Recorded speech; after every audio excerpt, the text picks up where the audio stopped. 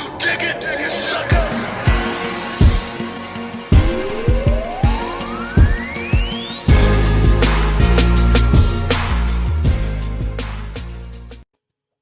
Welcome inside the Hall of Fame. I'm Booker T, 6-time world champ, 2-time Hall of Famer. Got my man Brad Gilmore here with me. They call him the GOAT. So make sure, guys, in the comments section, give him his props. There we go. I let my hair down today, man, because I feel good. I feel real good. But before I say how good I'm feeling, Bradley, how you doing, dog? You know, Book, I'm all right. I'm just okay today, you know. We'll talk about that. I already know. I can see you got the blues. You know what I mean? You got the blues. We'll talk about that. We'll get it. I want to talk about something, man. I want to let everybody know that our government is working. All right? The people in charge is working.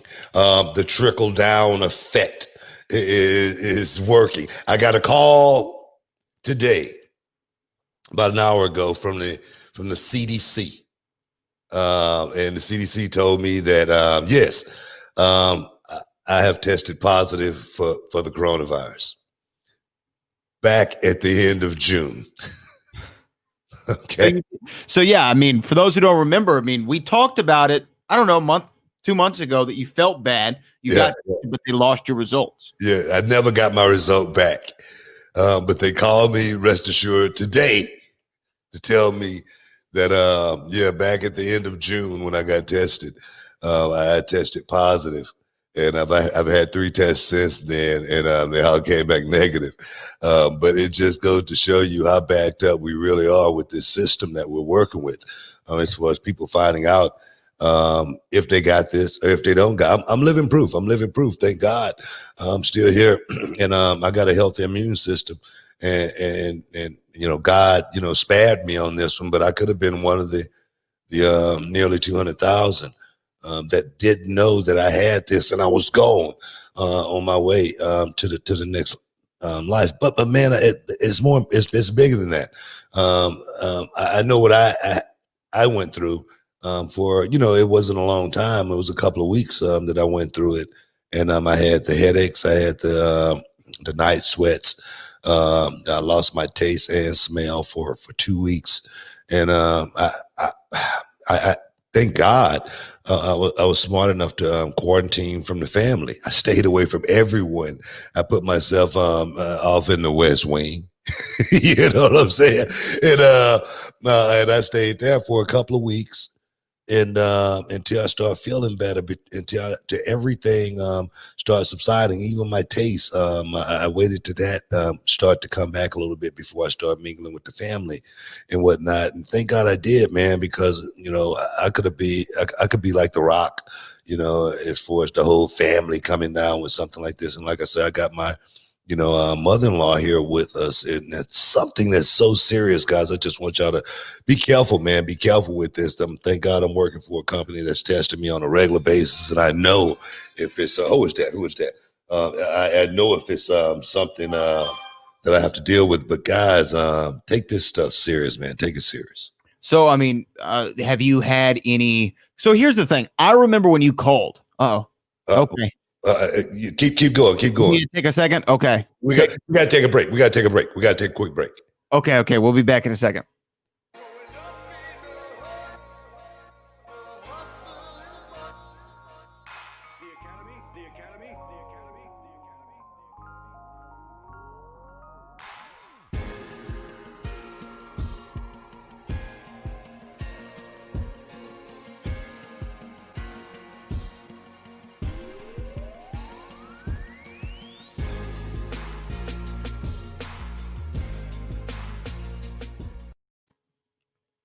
Welcome back inside the Hall of Fame. Guys, I'm sorry about that. That was the emergency. That was the emergency right there. My son had a surgery today, and there was this doctor calling, and man, as soon as I saw it, it kind of like it scared me a little bit. So I transferred it to the wife, make sure she take care of everything, man. And that's crazy, man. When you there again, when you got kids, when you got family. Yeah. That's the first thing that comes to mind. It's the most important thing when it comes to a man and his family. A man normally, the first thing his instincts is to, like I say, take care of his family, jump in front of a truck coming, make sure they get out of the way. Kind of like, God rest his soul, Shad Gaspard. He sacrificed himself for his son to actually get up out of that water, and he lost his life doing so. But that's what life's about, man. Men stepping up and being leaders, man, and not just in their families, but in their communities. And I'm just glad we came through that whole thing. Yeah, I am too. Because here's the thing: I remember when you called me that we were supposed to do a show. Remember, we had just gotten back in the swing of doing the show. Yeah. You called me and you said, "Hey, I don't feel real well. I think that we need to take this night off." And for those who don't know, Book, if he says we need to take the night off, he's feeling really bad. Like, yeah. In the 8 years I worked with you, it's only happened one other time. So I know, okay, something's not right here. But then you got tested, and you never got it back. I never got it back. And I remember I was doing backstage. We were doing a rehearsal, and I told the guys, I said, guys, I said, I'm sorry, man, but my head is banging so bad. I thought I had a migraine. I said, but my head is banging so bad, man. Can we just, I'll get with you guys later, and and I'll be ready for the show and whatnot. And that was the first time, and they was like, Book, you could take the, we can give you the night off. And I was like, nah, man, I'm in, Right. So, right. For me to take a night off to say, nah, I can't go.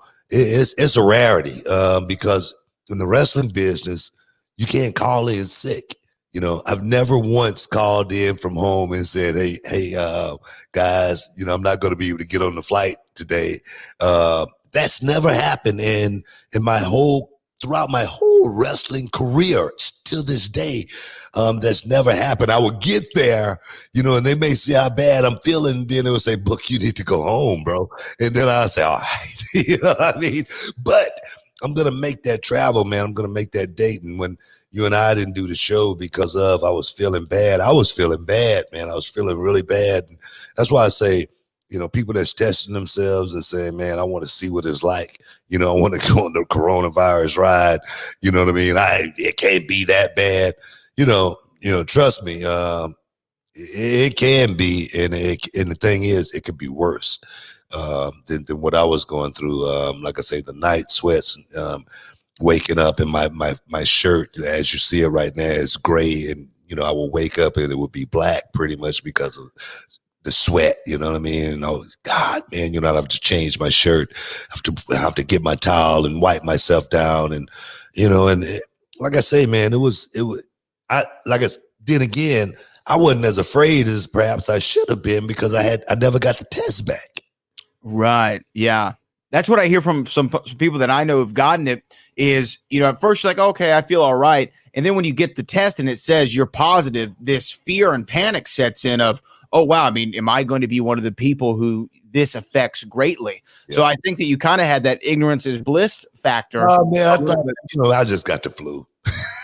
I'm serious. Right. I was like, no way, that I was willing to say, yeah, I had it, until that test came back to what they just told me today, that, yeah, I had it. But, man, I just want to let people know, man, it's no fun. There again, I fooled myself. I tricked myself into thinking that it was something other than, but I know I'm 55 years old, and I've never, ever in all of my years lost my taste and my smell for 2 weeks. That was the scariest thing I ever could, man, because I'm thinking about fried chicken. You know what I mean? I'm thinking about steaks. I'm thinking about I'm thinking about every food item, I'm serious. I'm serious, man. Right. I would go to the bathroom and you could smell nothing.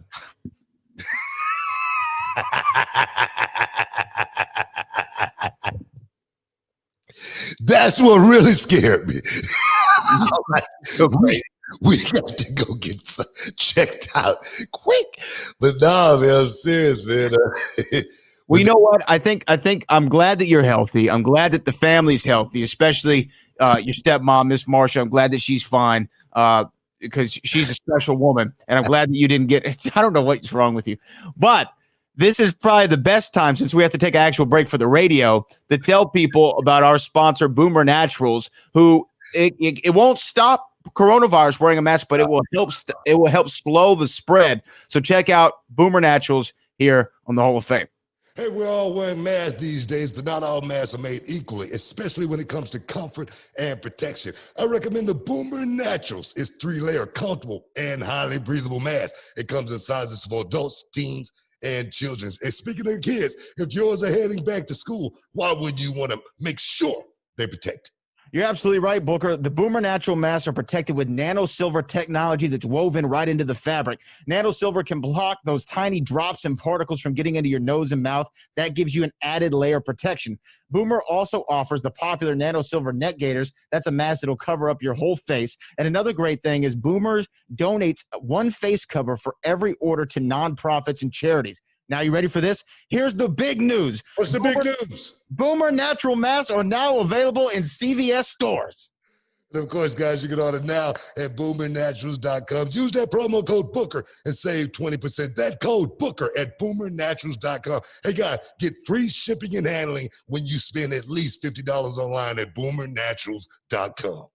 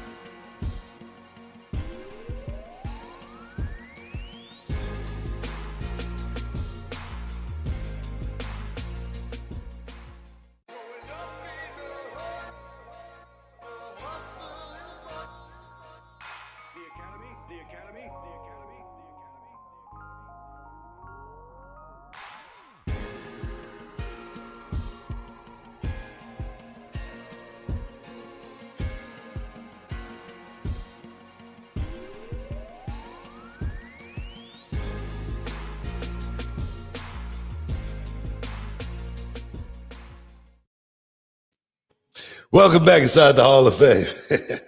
Hey, man, I saw you earlier, man, when we first started the show, and it seemed like, man, how you feeling? That's the first thing I always say, man, how you feeling, man?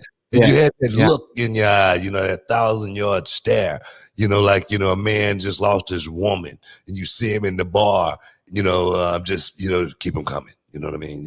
Bam, keep him coming, you know what I mean? Bam, keep him coming, He just want to drink his woes away. That's that look you got in your eye right now, man. The Rockets, and I know it has something. It has to stem from the Rockets, the Houston Rockets, that bad basketball team that we got here in the city, man. That back in the day, when I was your age, let's just say it like that. When I was your age, man, Akeem Olajuwon was running around, and he was running rough shot, man. You know what I mean? Kenny Smith. You know what I mean? Maxwell. We had guys on the team, man. Them boys, man, they jail. Kenny. Did I say Kenny? Yeah. Ori. What about Ori? Robert. But he came in late. He came in late on the back end just to pick up another ring. But now, man, them boys, man, I know how it feels. I know how it feels to, have that feeling around the city where everybody it's like a parade. Everybody's coming out. Everybody's happy. It's just like with New Orleans when the storm came through. The Saints, they went and won the Super Bowl. You know what I'm saying? Everybody rejoiced. Good God. It was one of those type of deals. And our Houston Rockets, I remember vividly, man. I remember vividly that first night, man. Houston Rockets, versus them boys, the Los Angeles Lakers, and LeBron James. And I tell you, man, I remember the phone call. I remember it vividly. The phone call, I picks it up and I say, hello, what's up? What's up, Brad? Man, did you see the game? You know what I mean? the Rockets beat the Lakers. And I go, the Rockets beat the Lakers. Yeah, I mean, I didn't make too much. I think I might have even moved on to another subject or something. I think that you did. Because it did seem like something that I was really interested in. But it was a win. A win is a win. But at the end of the day, the Rockets, it was what it was. It wasn't a sweep, but but I'm sure it felt like it. You know what I mean? Yeah, my initial prediction was the Rockets in 8 games. No, I'm kidding. It felt a little bit like a sweep. We won that first one, and I'm sure they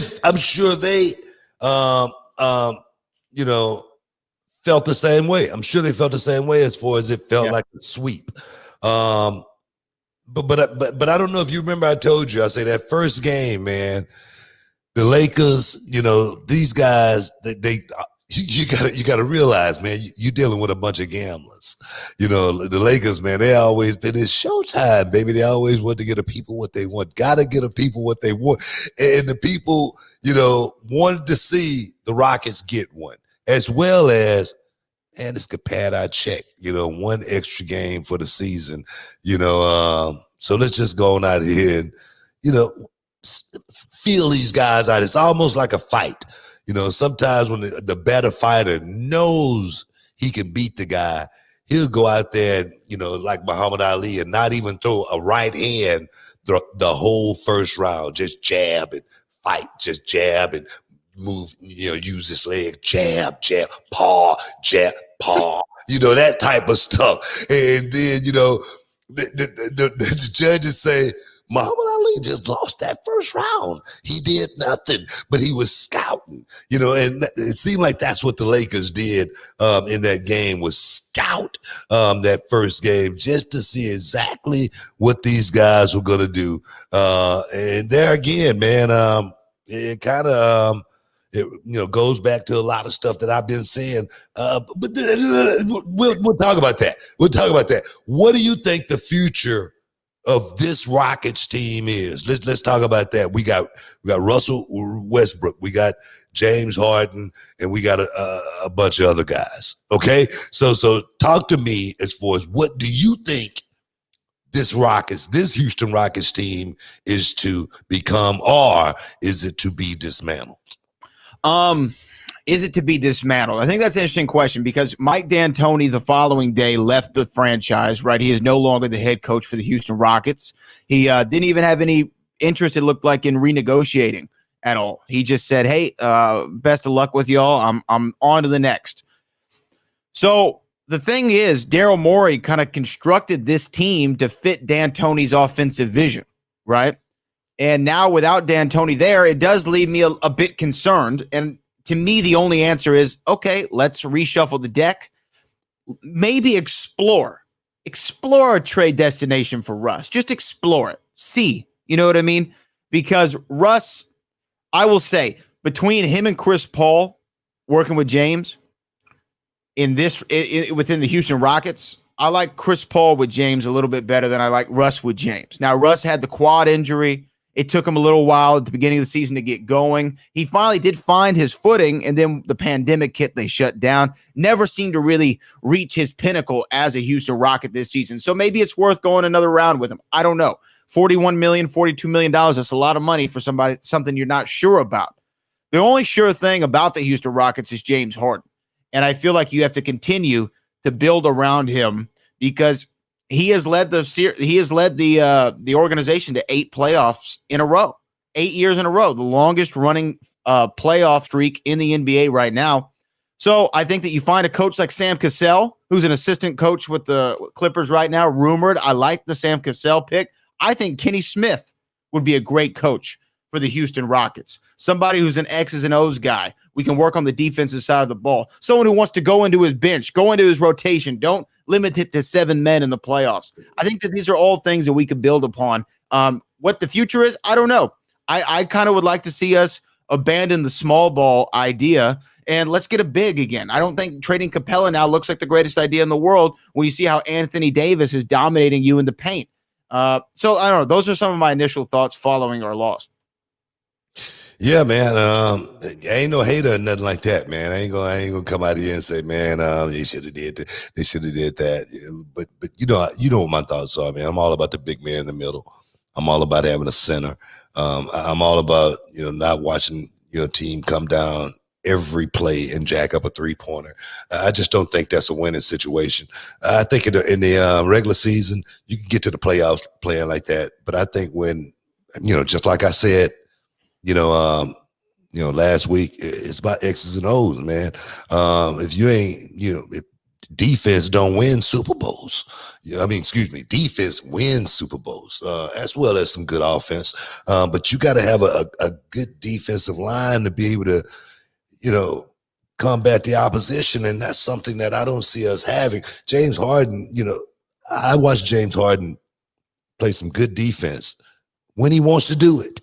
Yeah. But as far as going all out, being that guy that's gonna, sell out and dive over, something to, get the rebound, like a Dennis Rodman would do back in the day. I don't see that in James Harden.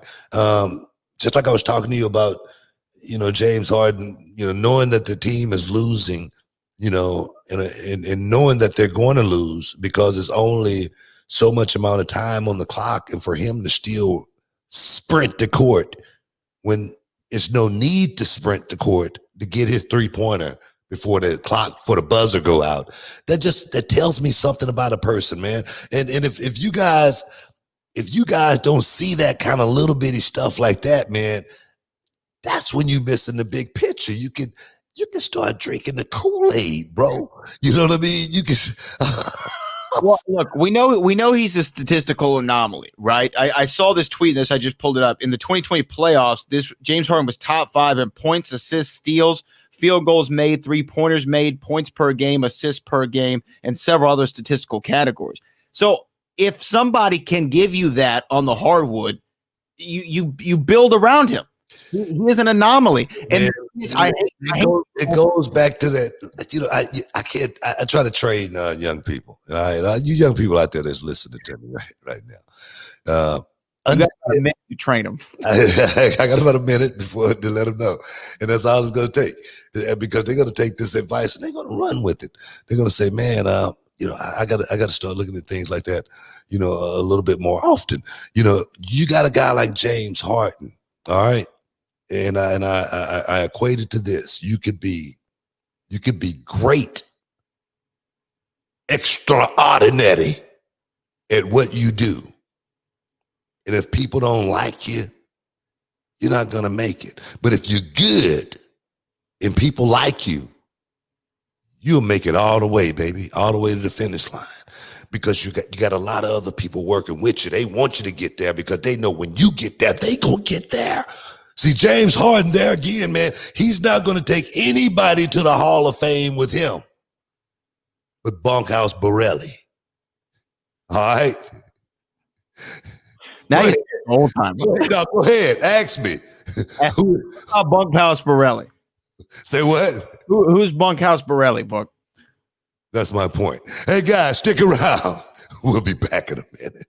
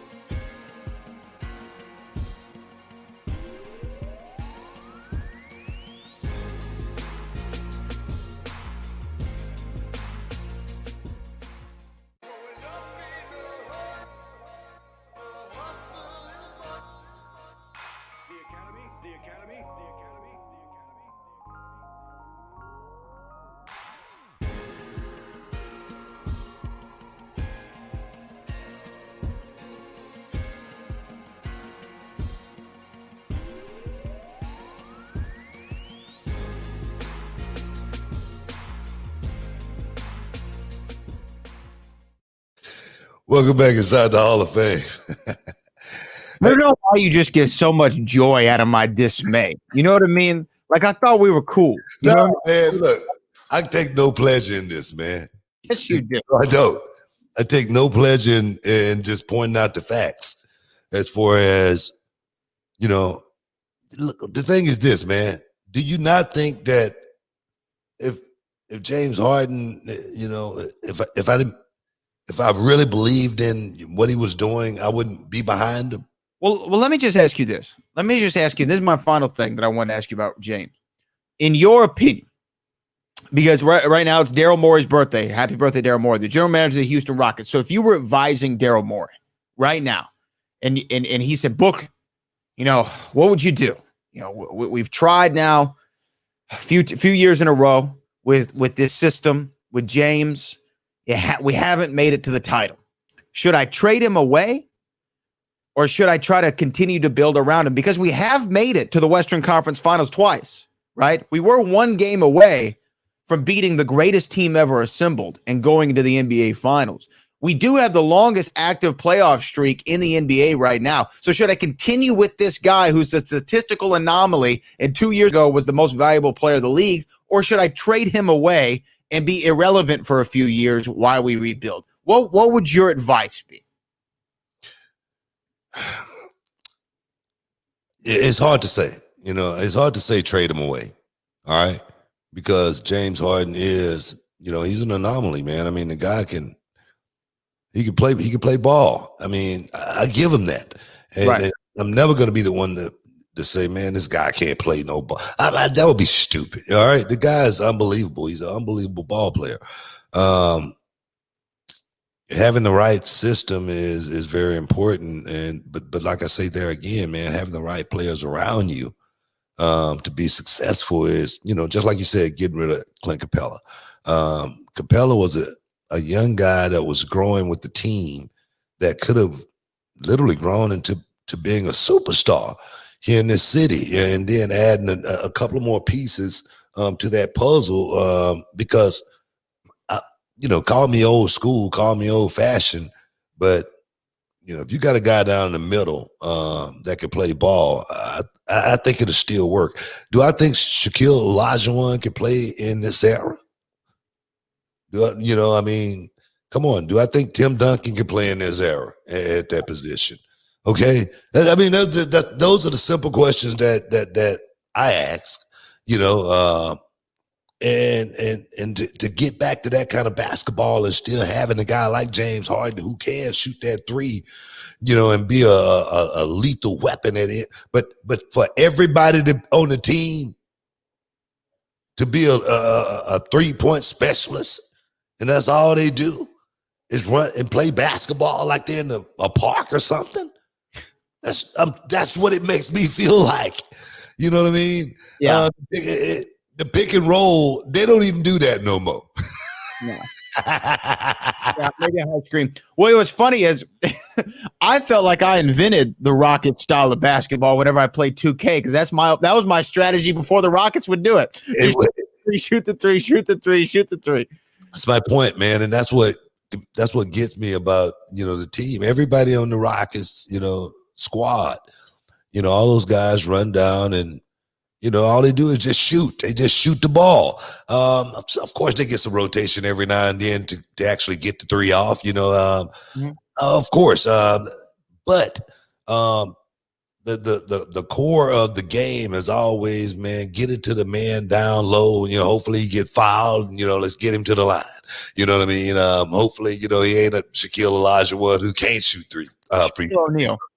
Yeah, that's what I'm saying. Can't shoot free throws. You know what I mean? So my thing is, you got to be, in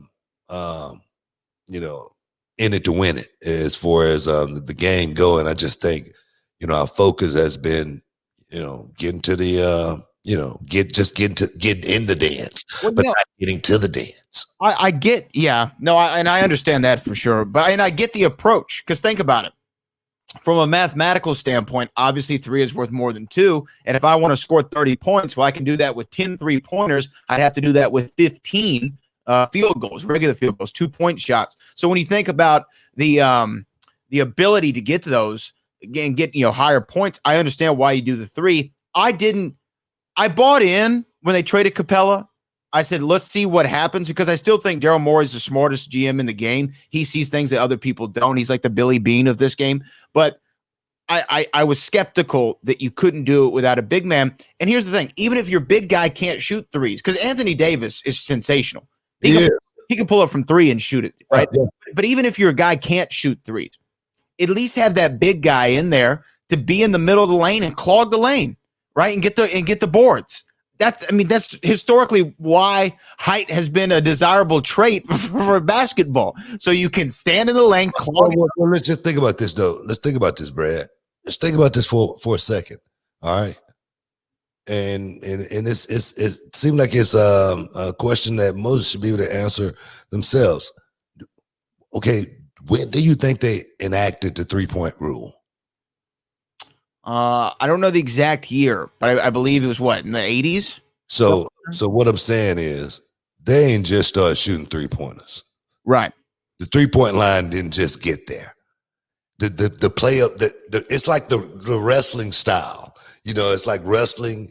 The style of wrestling has changed to now, you know, guys do a lot of flips and jump off a lot of stuff. And, you know, that's what wrestling is. You know, now basketball, in a sense, you know, with a team like the Rockets, it's changed to where guys just running down. Moses Malone wasn't the biggest guy in the world, man, but you put him in the middle, he'll play that position. He can play it better than anybody. And he was big enough to play that position. You know, so for us to think that the game has changed that far to where, man, that doesn't work anymore, it baffles me. You know, it really baffles me to think that we're going to win a championship with a team like the Rockets. Well, I mean, the fundamentals of the game haven't changed, right? Just like the fundamentals in wrestling haven't changed, but there is an evolution and progression of the art of professional wrestling, just like it is with basketball. My thing is this. Do I think I could get over in today's professional wrestling and go out and be a bigger star than most of the guys out there that's doing it? I think so. Do you think Michael Jordan can come back and play better, just as good as any of these guys that play it today? Yeah, I believe that he could. Exactly my point. You know what I mean? So the game had our Akeem Olajuwon. Do you think he can come back and play in today's game? I think that he would have a role and a place in today's game. Yes, exactly my point. You know what I mean? So because I still believe in the big man, I do. But what I'm saying, my point is, if it ain't broke, don't fix it. You know what I mean? Why aren't those guys scouted more? And why do we not have you know, those type of guys playing in the game, you know, as prevalent as we did back in the day? That's my point. Yeah, but also, again, equate it back to wrestling. We don't have guys who look like Andre and Hulk and Macho and Hercules and Giant Guns. I mean, you don't have the huge, massive guys anymore because the sport has continued to evolve and it has a different style that lends itself to. I don't think that's true. I think it's plenty of those guys. I think it's plenty of those guys out there to actually be able to play those roles. But with the internet, with independent wrestling, with wrestlers now being, you know, not as big and going out there and being able to get over, you know, the television, you know, now it's totally different than it was back in the day. I think that's where the evolution come in. But it doesn't overshadow my point.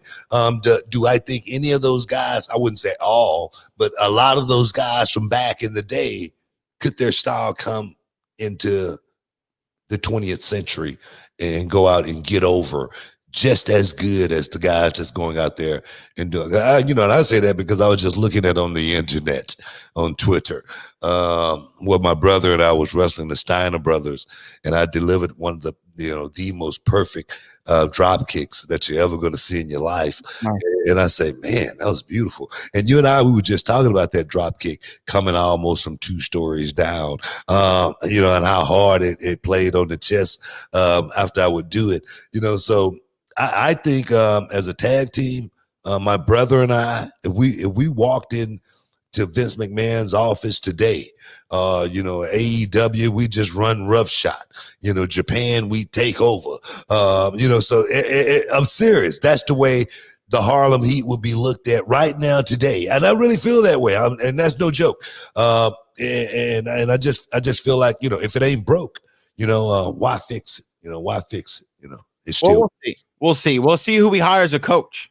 I think that's going to tell us. That's going to dictate a lot of what we'll see on the. You know what? Though, that's been one of the big. I know we got to take a quick break here, but that's been one of the biggest problems, man. Houston always, man, they don't want to pay no money. They don't want to spend no money. They don't want to bring in a high dollar coach like a Pat Riley. Yeah, my Pop. You know what I mean? They ain't gonna do that. You know what I mean? They will go get Bums Phillips before they get all those guys. Hey guys, stick around. God bless Bum Phillips, one of the greatest of all time. We'll be back in a minute.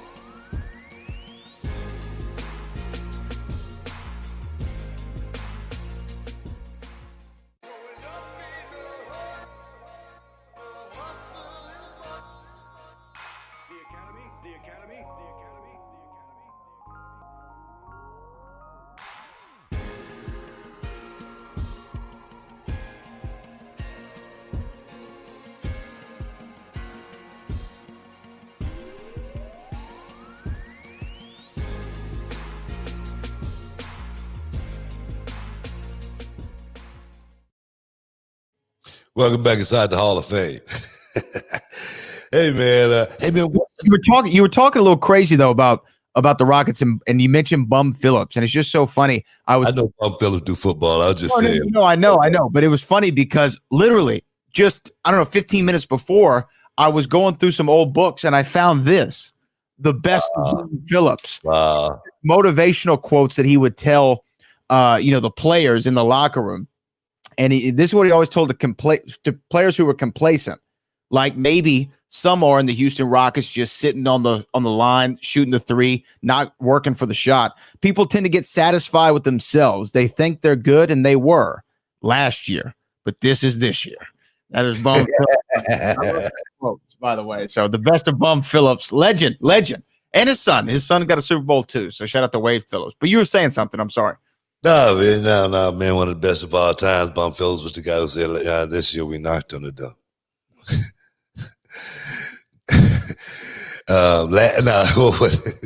Last year we beat on the door. Next year we gonna kick that samba gun. He say that, man. That's what I remember about Bum, man. Love You Blue, man. Back in the day, Errol Campbell, man. Just running through the line like crazy, man. Just running over guys. That was the heyday of football, man. But we didn't win no championships. But it was a lot of great days at that Houston Astrodome. Man, it was awesome, man. Awesome time. But no, I'm just mentioning Daniel Cooper was asking me about the frames, man, the glasses, man. So big shout out to Daniel there. Warby Parker, man. Yeah. I'll give those guys a shout. Maybe we can get some sponsorship monies, and start promoting the brand. But yeah, man, Brad hooked me up. You know what I mean? And now I'm hooking you up and spread the word, bro.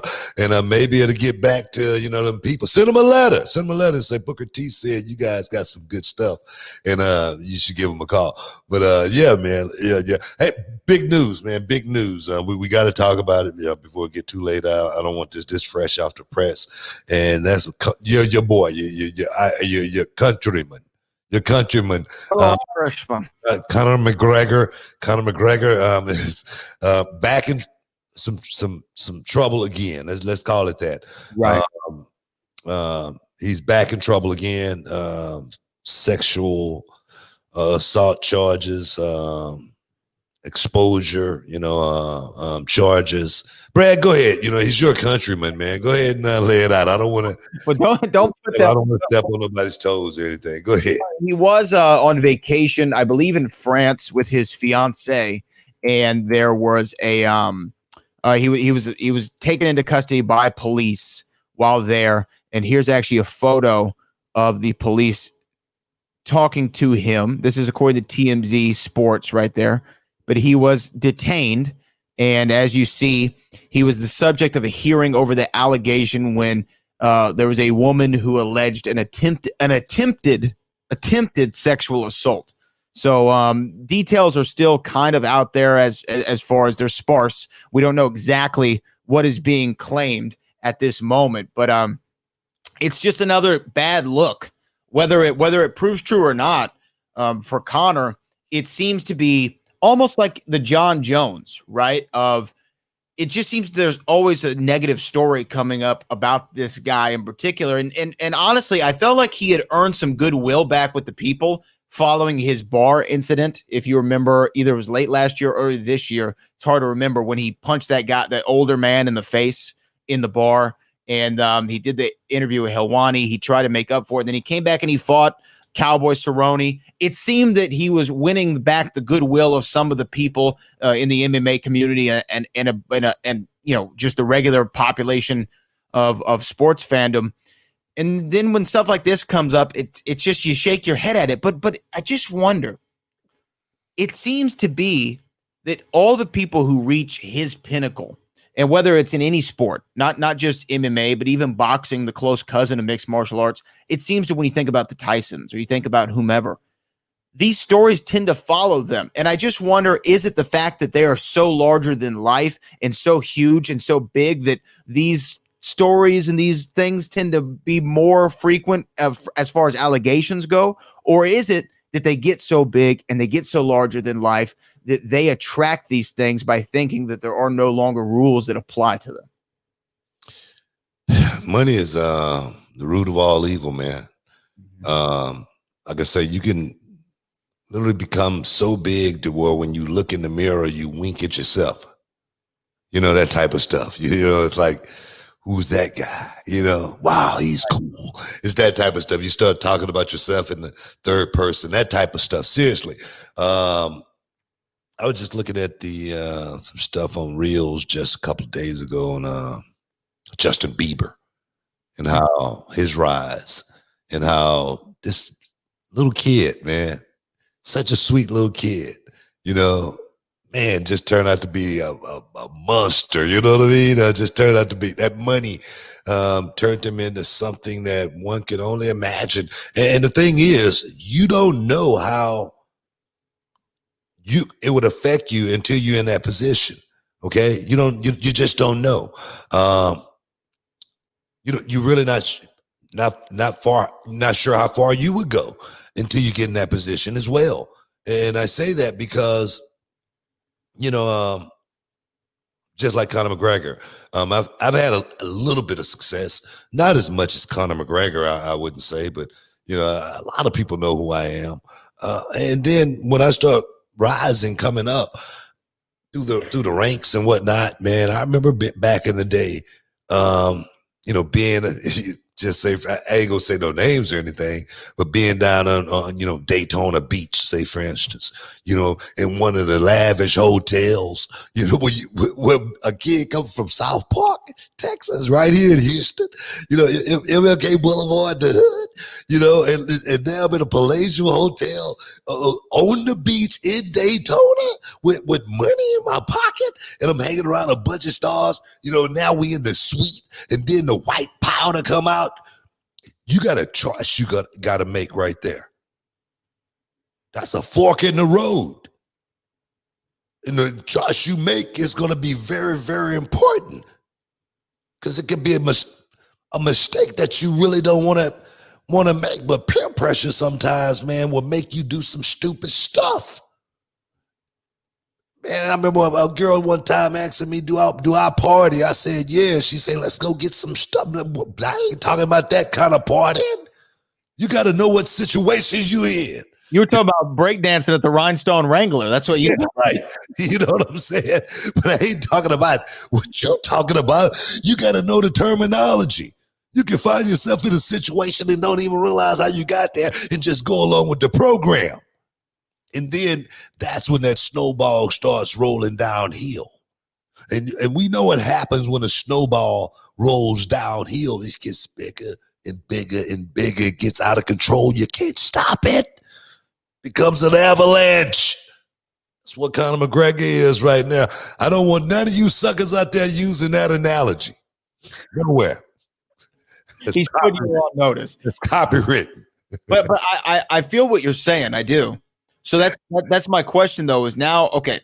So say Conor, who's allegedly retired, but now he has all these allegations against him, or a new allegation. He's already battled off and continues to battle certain allegations in the court of law here on stateside. What does this mean for his career? Like, again, it's almost the John Jones of it, but even to another degree of, if you're Dana, do you pay attention to it? Do you even say, you know what, at some point the money doesn't even feel right. If this guy isn't right in the head, how can I still profit off of him? You know what I mean? So my question is this further delay an inevitable Conor McGregor return, or is that going to happen regardless of what he does outside the octagon? Look, man, as a promoter, I don't give a damn what Conor McGregor does. You know what I mean? If I can book him, I'm a book. He's on the card. Okay, his controversies and all, because that's not what I'm. You know, one thing about, you know, when people look at this from the outside looking in, don't get me wrong. You know, of course, having some integrity, you know, having some righteousness about yourself, that goes a long way in life. But when it's two guys getting locked in a cage, I don't care if these guys got a college degree, a diploma. I don't care if they just got out of prison. They're getting ready to fight. It's the hurt business. Since when these guys had to have, you know, certain morals when they in the hurt business? I'm just saying. All right. No, I hear you. So let me ask you again, though. Are we going to see Conor this year or next year fight in MMA? Or do you think that with all these other problems that he continues to have, and the money that he made from Mayweather and the money he's making off Proper 12, do you think that we're ever going to see him fight again? You know what? I said it before. I said, you know, it would be smart for Conor McGregor to, you know, ride off in the sunset. You remember I've told this story before, man. You know, when I was 20 years old and I was dancing compared to when I was 15, 16. You know what I mean? It was a change. It was a difference. You know, I was on top of the world. Conor McGregor right now, he's on top of the world. He got all the money. Look here. This is a guy that can go on vacation. Well, he's in France. He can go on vacation in France with a fiance and get charged with sexual assault by somebody else. That's how bad this man is. He can do anything. Keep partying, man. Do what you do, young man. Stick around. You're in the Hall of Fame. Of course you're joking.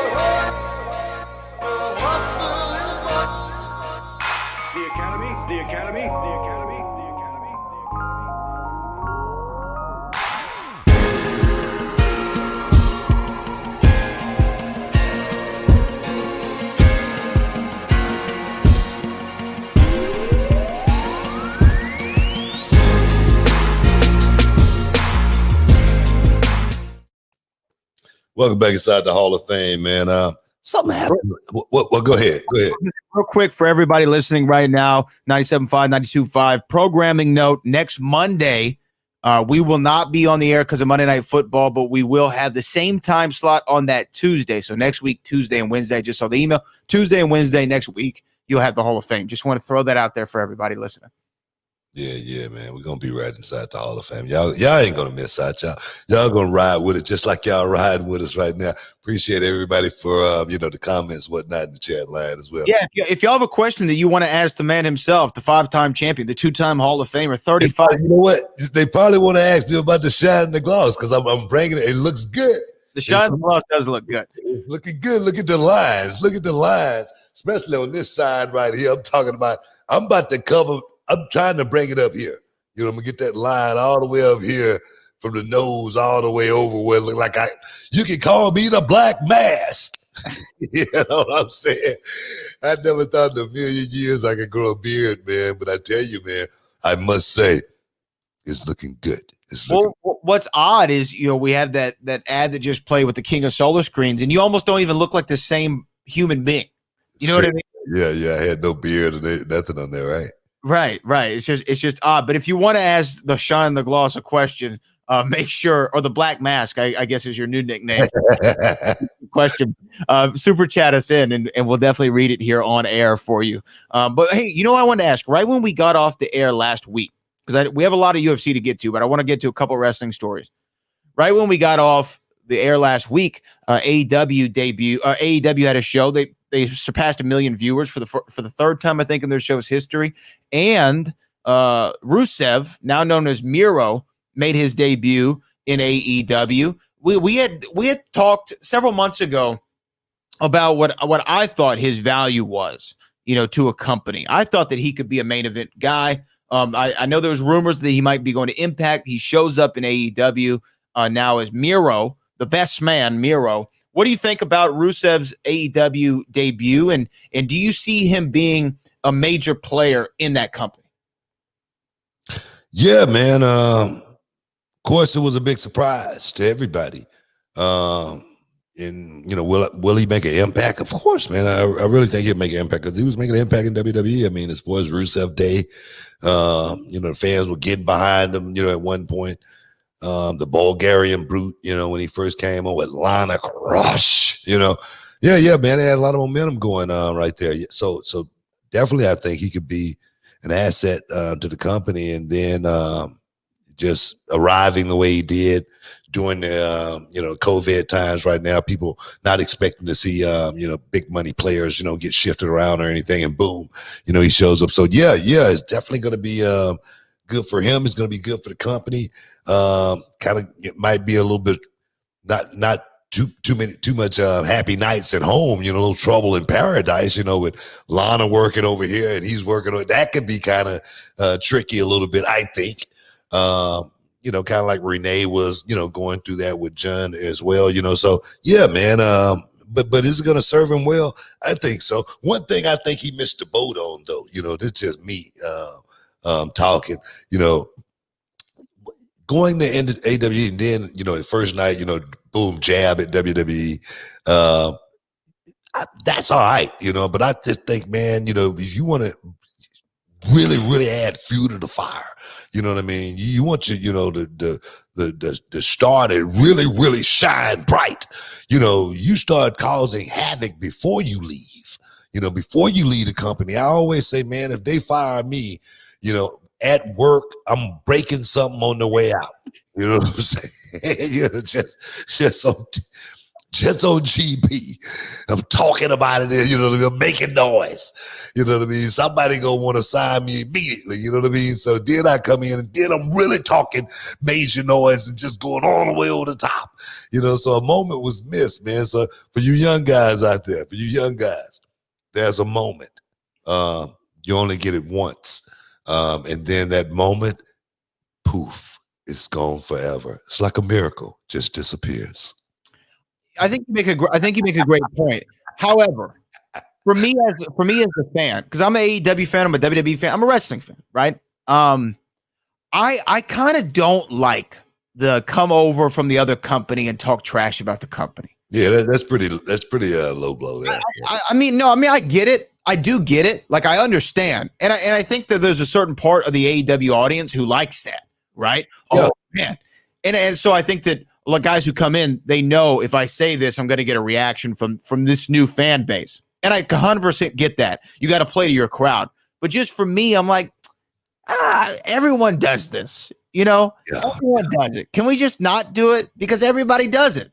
And once again, it's 100% their prerogative to do so, just as it's my prerogative to have a reaction to it. And to me, it's just when you hear the same promo over and over again, it's just kind of it doesn't ring as true as it might as it would have at one point.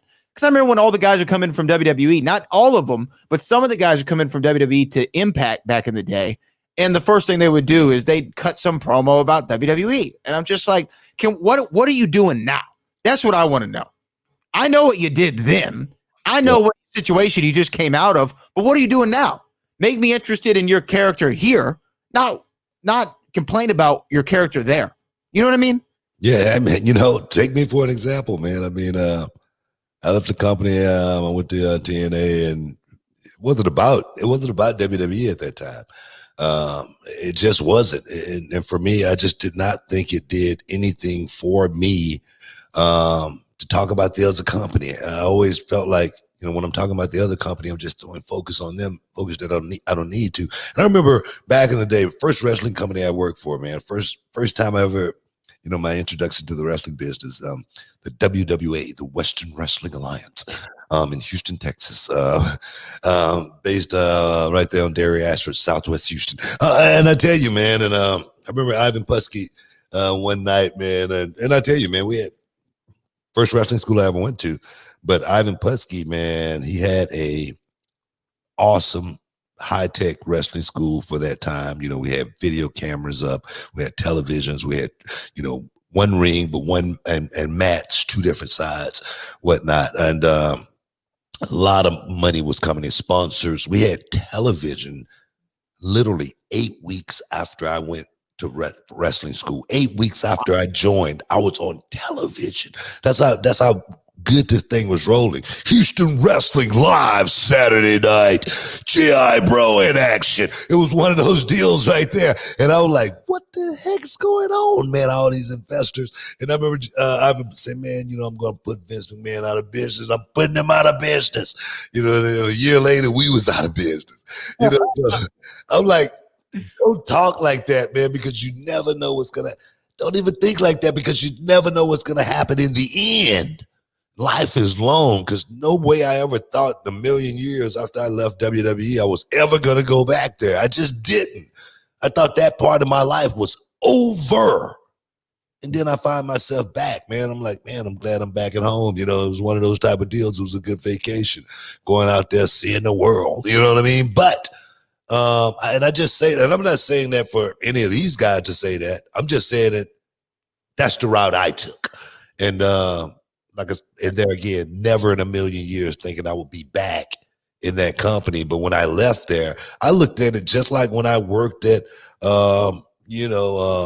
Fiesta. When I left there, it was I had no reason to talk about Fiesta because I'm trying to do a job at Church's Chicken. You know what I'm saying? They might call Fiesta. I need to be called Fiesta. You know what I'm saying? To say, yeah, he was a good employee. You know what I mean? So I that's the route. But today's world, man, social media drives everybody today to feel like they got to say something. They got to do something. You know what I mean? Because they got their followers to represent. Their followers want to see them do something, and then again, it could be beneficial. It could be monetized as well. So I don't know why, but for me personally, I just don't see the benefits in going that route. Well, I think it was Jamie Foxx. I can't remember what comedian it was, but I remember listening to him, and they were talking about what's your go-to thing on stage when your act isn't working. And Jamie Foxx said, look, it's cheap, but whenever I wasn't getting laughs when I was coming up, I would just start cussing. I'd just start saying a bunch of words, that didn't even make sense, but I just start saying them and people start laughing. And he goes, there was no substance there, but it was an easy laugh. And he goes, and then I started using that as a crutch in my comedy. And then I realized, okay, I can't rely on this all the time because once someone heard it once, that's it. They're not going to laugh at just random cuss words again, right? So he's like, then I realized I have to develop my act. I actually have to come up with material. And the thing is, with Rusev or Miro, again, I think he's a world champion guy. I love his look, by the way. He had the Gucci on. You know what I mean? I'm a fan of the Gucci and the Yeezys. The man will fly. Yeah. But I feel like the attack WWE is a crutch that people use because they know they're going to get a reaction from it. What is what we call in the business is a cheap pop. Right. It's not something that, like you say, have a whole lot of substance to it. Of course, people have heard about the brass ring story, and Jericho came up with the brass ring, analogy and whatnot in the promo. But there again, man, for me, it's just free advertisement. And at the end of the day, I mean, no one was bigger than WCW, and they came crumbling down.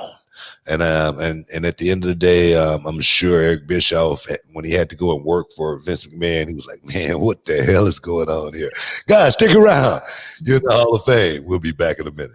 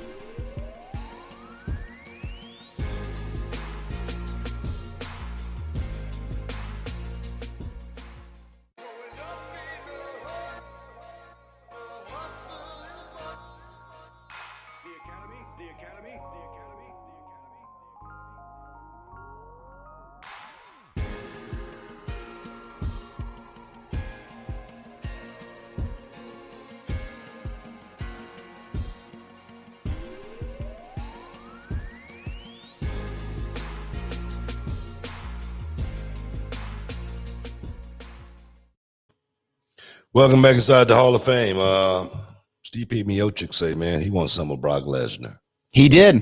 Yeah, he say, look, let's do it. Let's put the ink on the paper and let's do it and quit talking about it. And the thing is, man, I'm just gonna go on record, man. That's a fight that I'd love to see. Because the reason I say that, I really think the matchup is it's a really, really good matchup. It's a pick 'em fight. We don't know who's going to win that fight right there. Brock Lesnar could become the UFC champion, bang, overnight, just like that, all over again. So I'm thinking, and I'm hoping that we're going to see. Not hoping. I'm wishing. Thank you. That we, because black folks, we wish. White folks, they hope. We hope. We hope. I'm wishing that we see this fight go off. And sometime real soon, man, because the way these fights are going right now in the UFC, seem like they make them in a month later, month and a half, they're in the octagon. So right now, it's some smoke, brewing.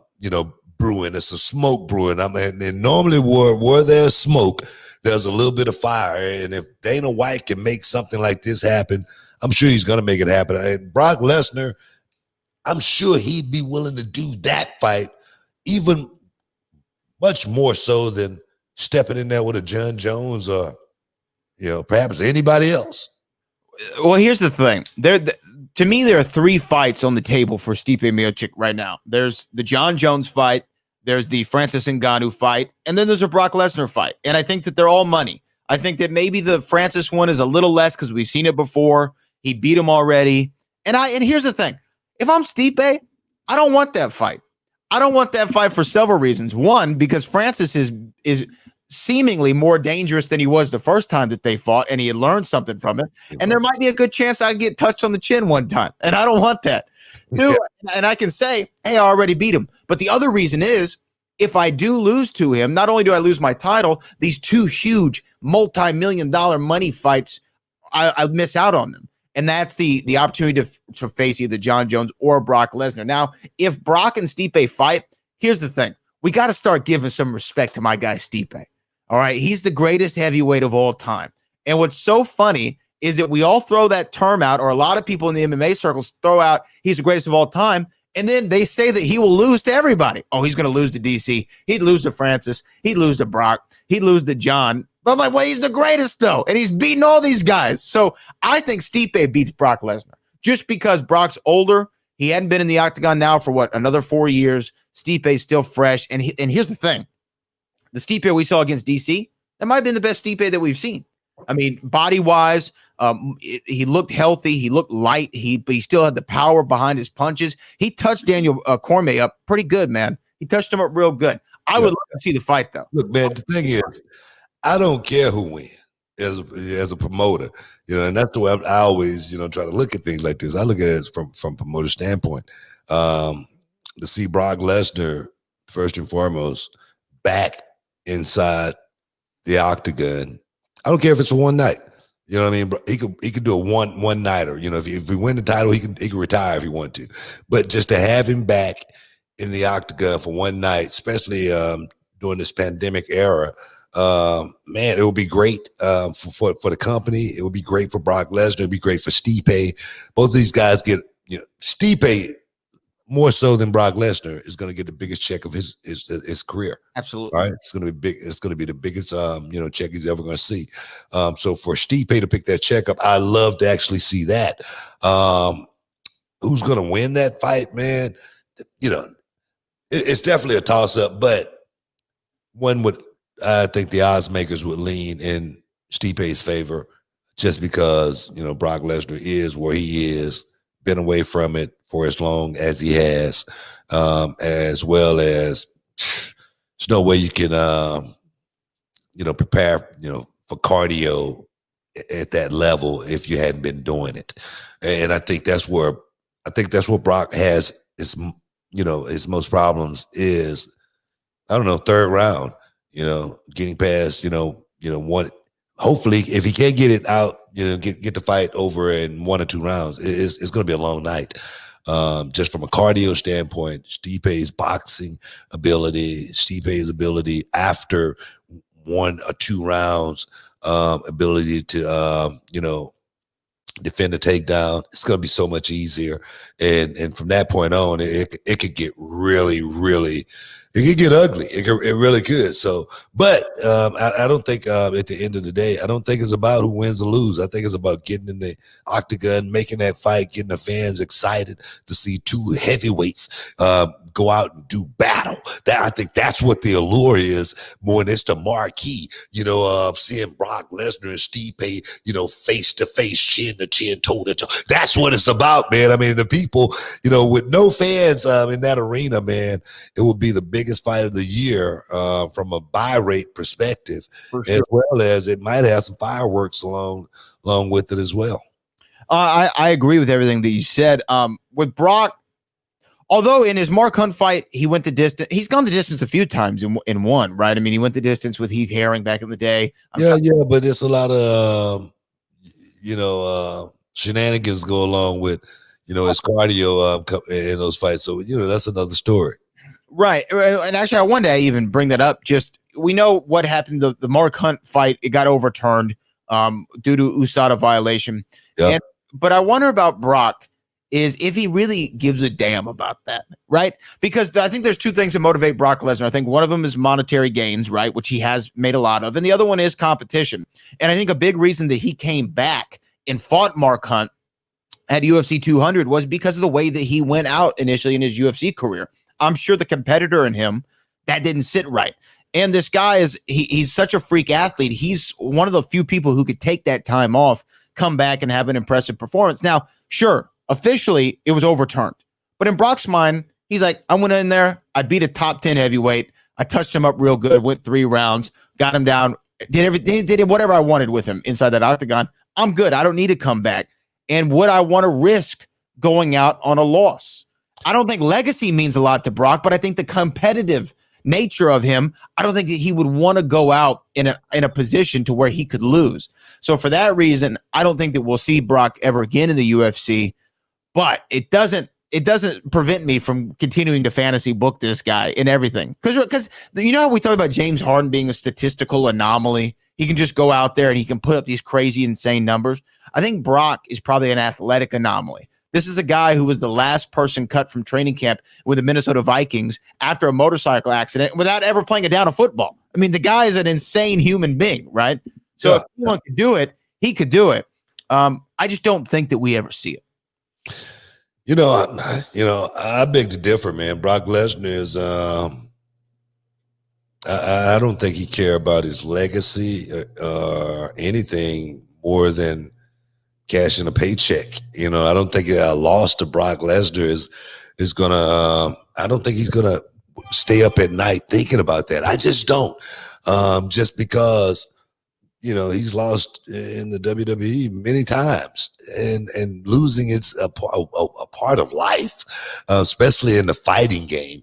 But at the end of the day, if you got a huge check to make you feel just a little bit better, trust me, it makes you feel a little bit better about losing, especially if you don't take a lot of damage, especially if it's one of those fights where you go out there and bing, bing, bing. All right, let's go to the pay one, then pick our check up and go home.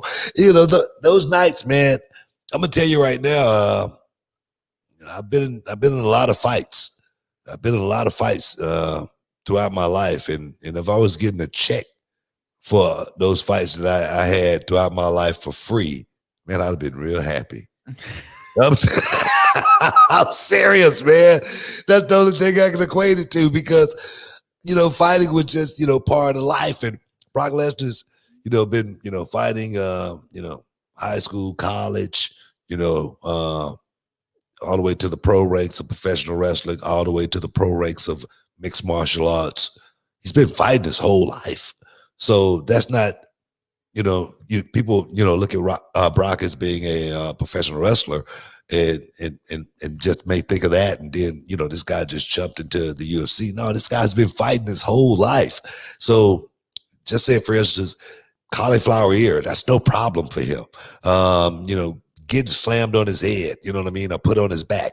He's going through, that's been a part of his nature, since he was a little boy. So I don't think it's gonna be about, just winning, because you win in more than just one way when you're in this game, I think. And if you're not strategizing to win at the end of the day, and what winning means to me is walk away with a big bag. Yeah. You know what I'm saying? With a full faculty, man, knowing exactly, what's going on around you, so yeah, that's what I think winning is. And at the end of the day, if Brock Lesnar plays his cards right, he can get in there and, have that fight with Stipe, and win or lose, he wins. How you like that? That's good. That's really good. Guys, stick around. You're in the Hall of Fame. We got a little bit more for you, and we'll be back in a minute. Hey, what's up, guys? It's Booker T, 6-time world champ, 2-time Hall of Famer, and this is for all up-and-coming professional wrestlers, male and female. You want to know the ins and outs, the do's and don'ts. You got a question, I got the answer. If you want to know how, join my masterclass. Go to realityofwrestling.com for all the information, starting on Thursday and every Thursday after that, guys. Don't miss out. Don't get shut out. And I know you can dig that.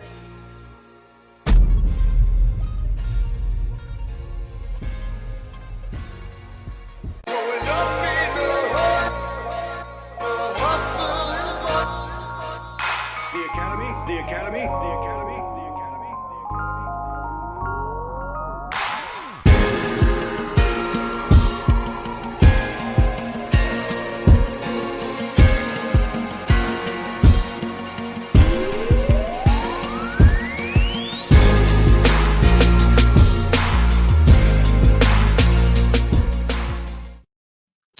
Welcome back inside the Hall of Fame, y'all. And yeah, we just rolling down 45, getting on down the highway. But hey, man, talking about UFC, talking about Brock Lesnar. There again, if Brock Lesnar do make that jump, I'd love to see it. But we got something big coming up this weekend, man. UFC going down this weekend. But before we do get there, man, I want to thank the Road Nation, man. I want to thank the Road Nation for coming out this past Saturday night, and, representing Reality of Wrestling. We getting ready to do the big drive-in show, and lo and behold, the storm comes through just like Gilligan's Island. Blew us away, man. And I tell you, man, it was rough, man. It was a rough night for me. I felt really, really sick in in my stomach that happened to us.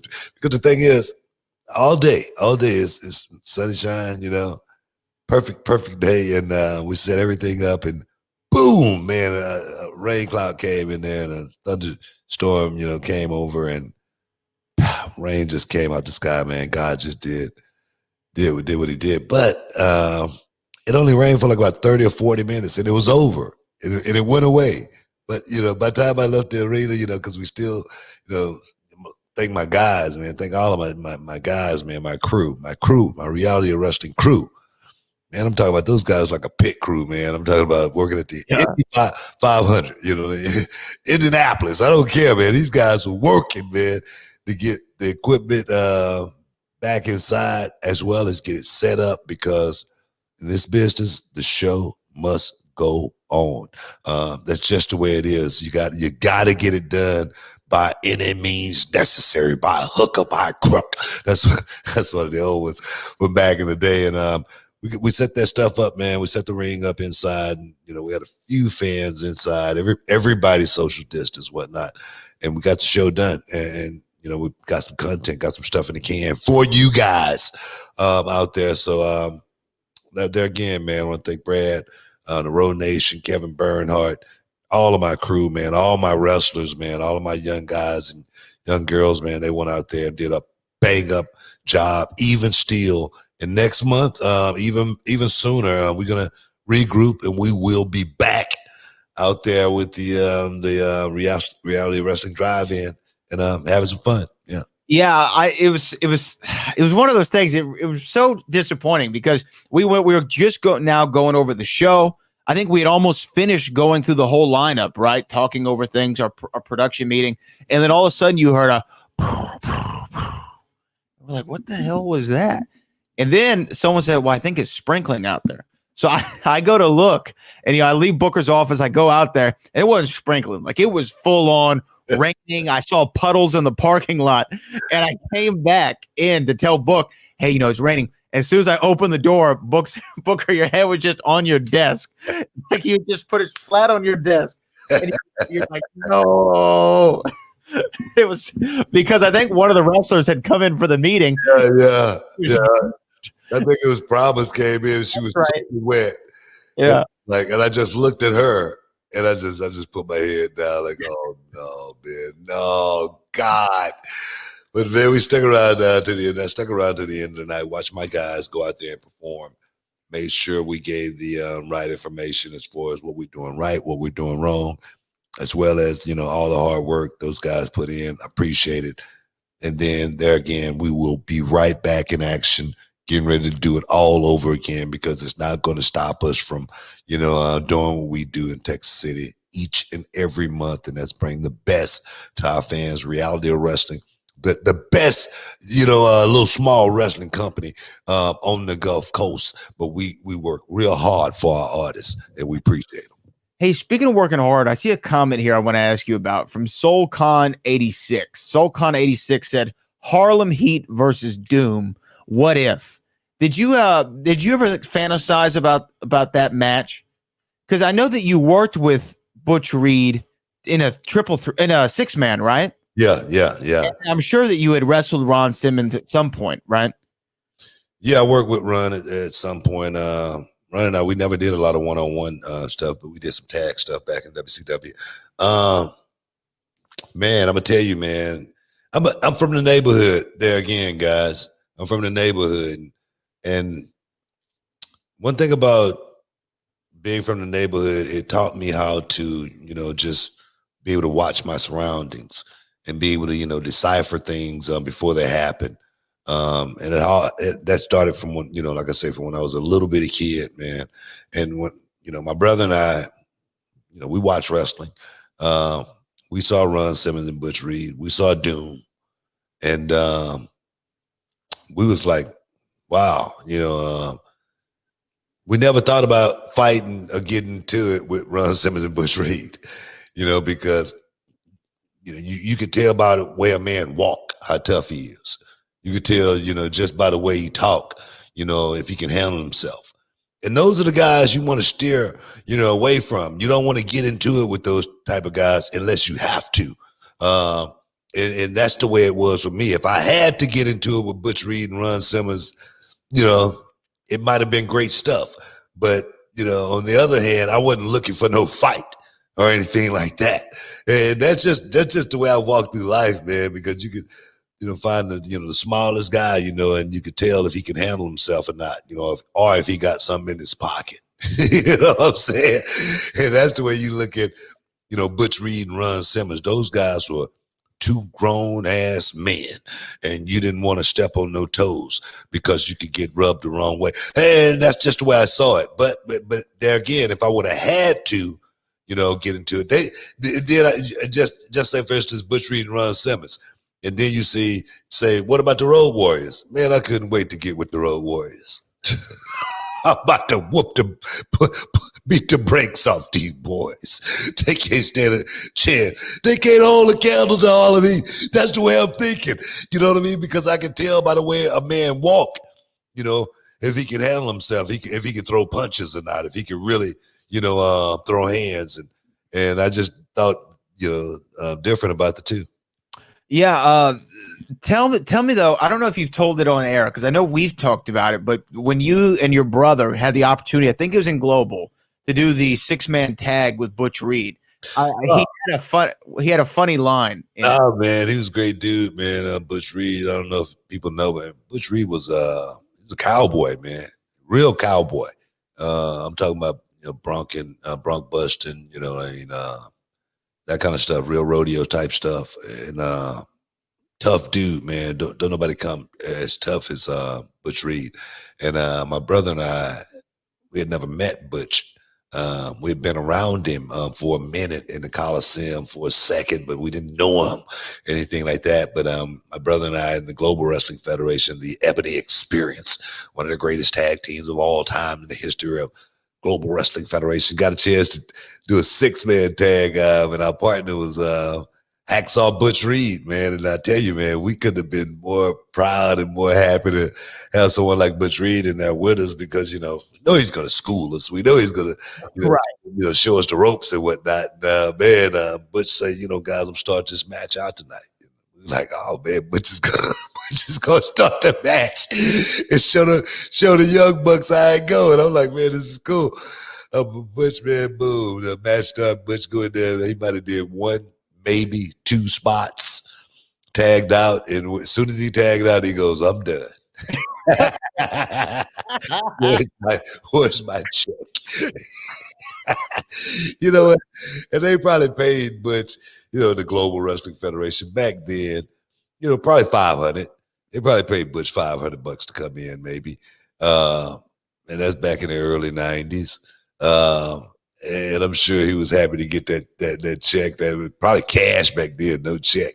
But he showed us something, man. He taught me a whole lot. Just that one, session with him, man. It taught me a whole lot as far as being a veteran, working with some young guys, man. Don't go out there and, these guys do the work. That's what they're there for. I am the attraction for this night. I'm here and people know I'm going to be in the ring with Harlem Heat. And that's what they paid to see. They didn't pay to see me bump around. They didn't pay to see me, do a whole lot of, exerting myself because, that's really, not what it's about. And I tell you, I learned something from that. Him doing that. I didn't look at him and say, man, this old guy, man, just come down here to rape the system or anything like that. No, I didn't say that. I said, man, okay, all right. As I get older, you got to figure it out. You got to know, what you're doing out there, why you're doing it at all times. Taught me a whole lot. Appreciate working with them too. Yeah, I've heard that story once or twice, but it's always funny because I can just imagine him tagging out to your brother, to you or whomever, and be like, all right, I'm done. I'm done. It was simple as that. Me and my brother, we started laughing, but he was serious. He did not get back in the ring until we got to 1, 2, 3. It's crazy. And where's my check? Because I got to get back on the road. Kansas City is a few miles away. But no, man. It was like tonight we did the thing with. Oh, you weren't there. You were actually out of town. We had the event where Ivan Putski had come down. As soon as it was time for to get paid, you did not see the Polish Hammer no more.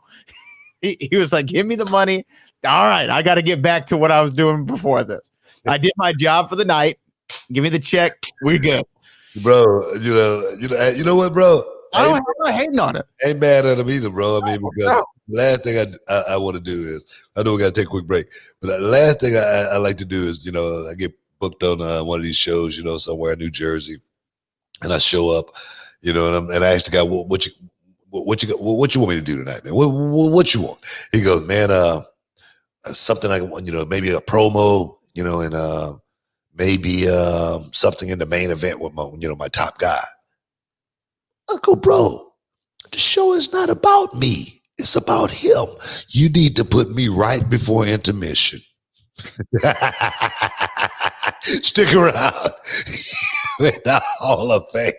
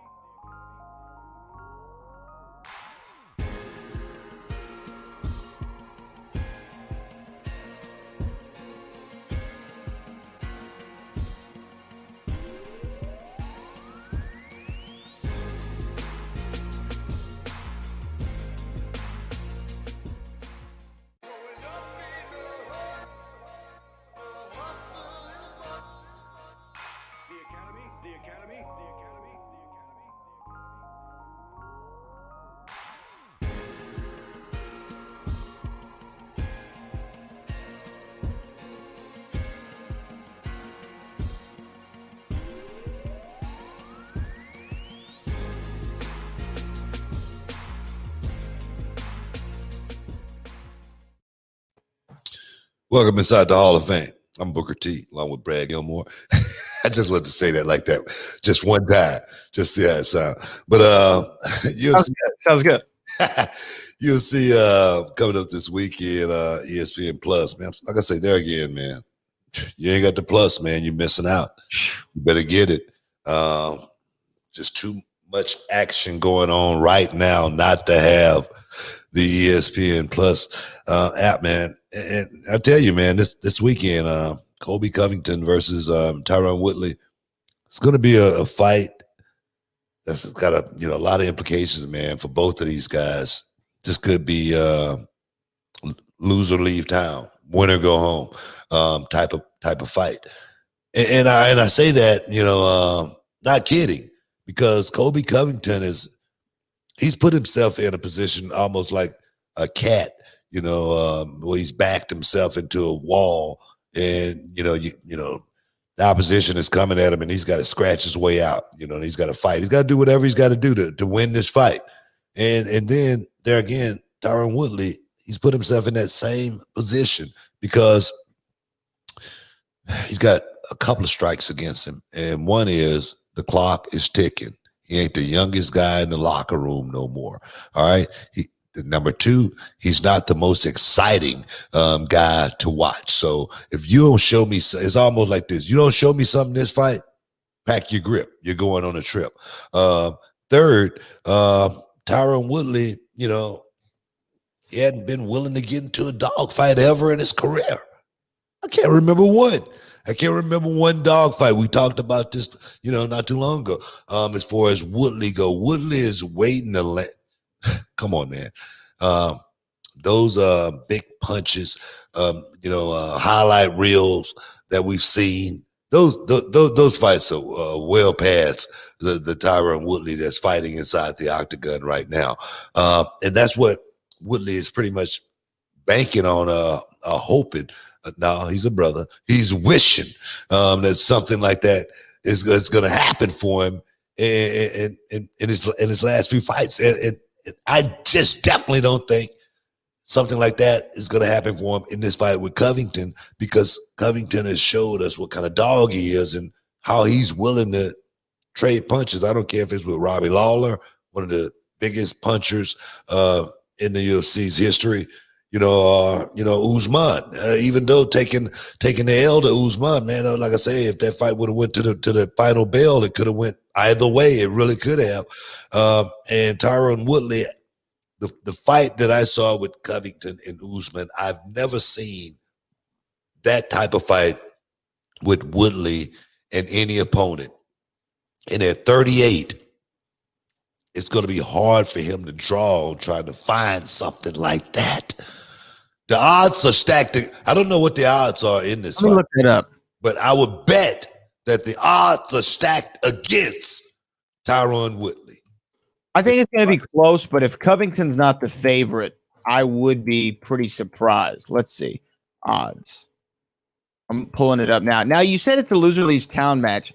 I think it's either a loser leaves town or a loser fights Cowboy Cerrone. Okay. He's a Colby Covington's minus 360. So yeah, it's a pretty heavy favorite. It's pretty heavy. Yeah, it's a pretty heavy favorite. Yeah. Knowing that right there as well.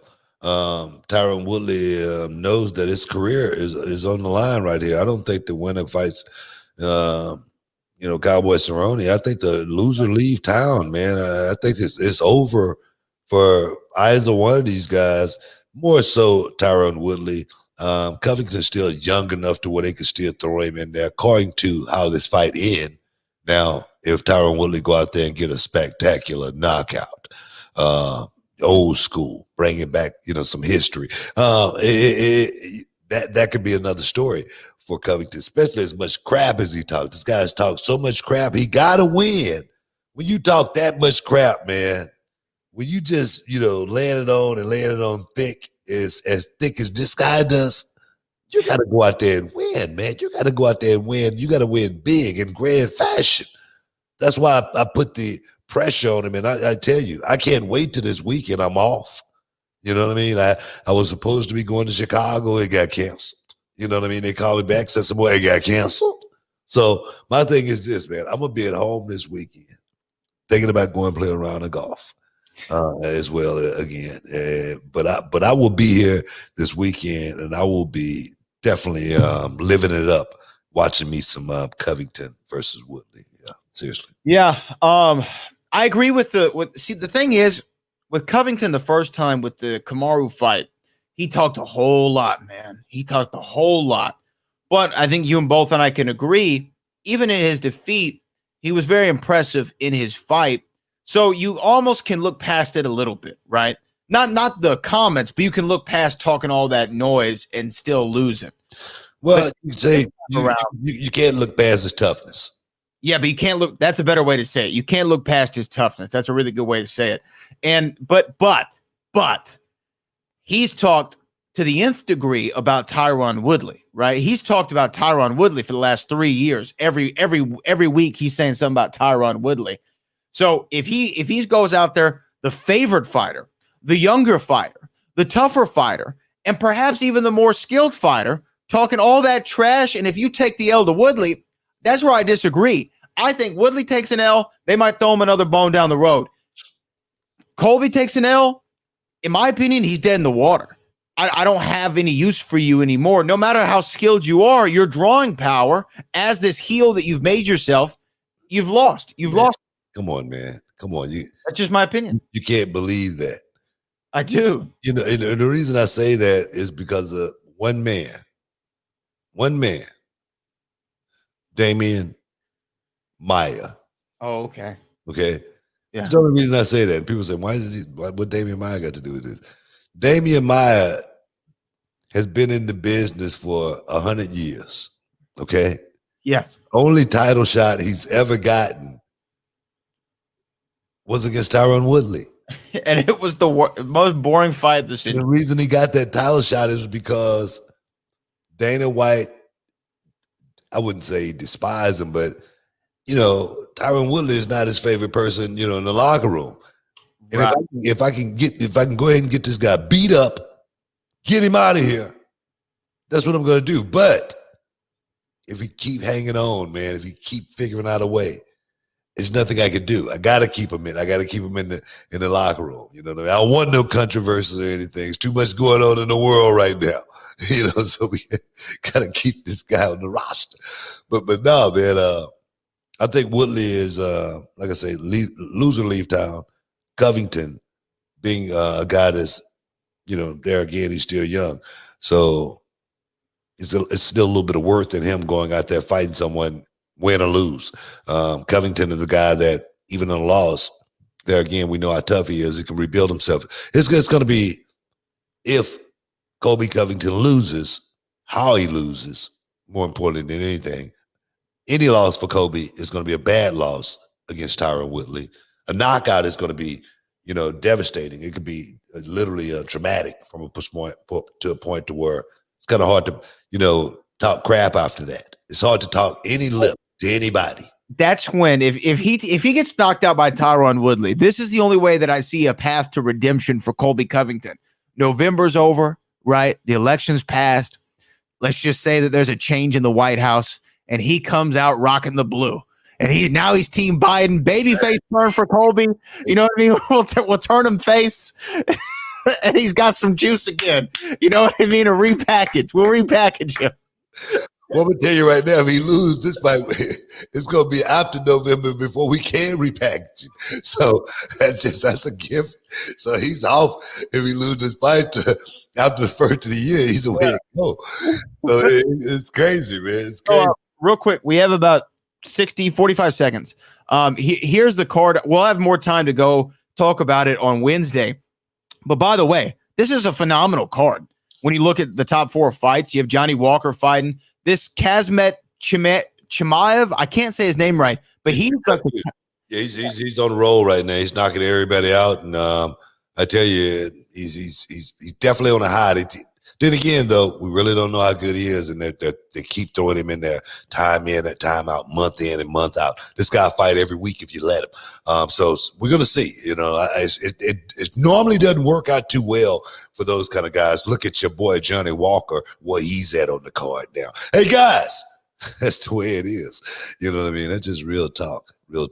Hey guys, but like Brad said, Wednesday, back inside the Hall of Fame, doing it like it's supposed to be done, making all them suckers bow down, making them pay, my son, making them say, Daddy, I don't want nothing. I had enough. Hey, guys, we out here. We'll see y'all Wednesday.